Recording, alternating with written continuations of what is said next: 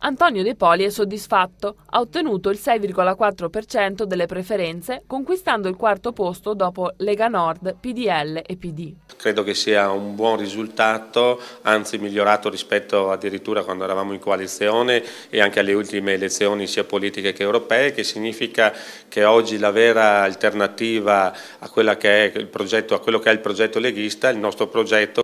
Il candidato dell'UDC ha già le idee chiare su quale sarà il ruolo del suo partito in Consiglio regionale. Noi saremmo un'opposizione ferma, con serietà rispetto ai bisogni e alle situazioni del nostro territorio veneto.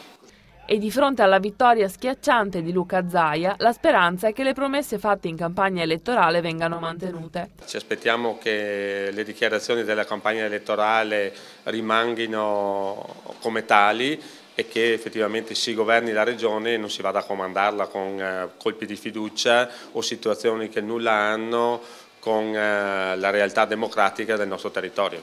Da parte sua, Zaia si è già impegnato a tempo pieno come governatore del Veneto. Non resta ora che attendere il primo consiglio regionale.